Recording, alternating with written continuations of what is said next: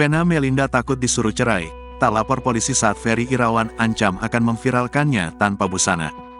Vena Melinda mengaku takut disuruh bercerai oleh keluarganya saat ia pertama kali mengalami kekerasan dari suaminya Ferry Irawan pada akhir tahun lalu di Medan.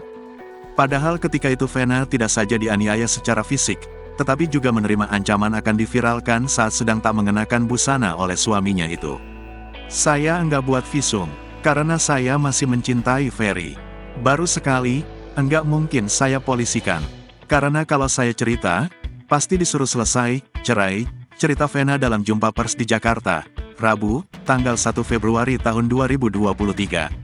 Penganiayaan di Medan pada November tahun 2022 itu merupakan kekerasan pertama yang diterima Vena dari Ferry Irawan sejak mereka menikah pada awal tahun yang sama.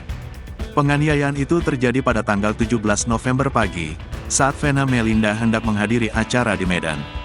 Ketika itu Ferry Irawan meminta sesuatu yang tak dituruti oleh istrinya tersebut. "Seperti biasa ada keinginan yang tidak terpenuhi," tutur Vena. Alhasil, Ferry Irawan mengangkat Vena Melinda, mendorong dan memitingnya. Agar suara teriakan Vena tak terdengar orang lain di hotel, Ferry Irawan mengencangkan suara televisi.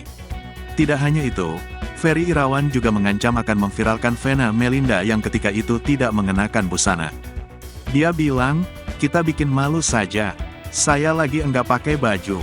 Kamu lagi enggak pakai baju. Sudah, kita bikin viral saja," ancam Ferry Irawan, seperti yang ditirukan Vena Melinda. Penganiayaan yang dialami Vena ketika itu berakhir ketika acara yang hendak dihadiri akan segera mulai.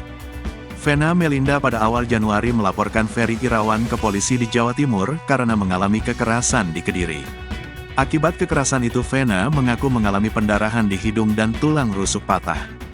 Ferry Irawan sendiri sudah ditahan oleh Polda Jawa Timur dalam perkara tersebut.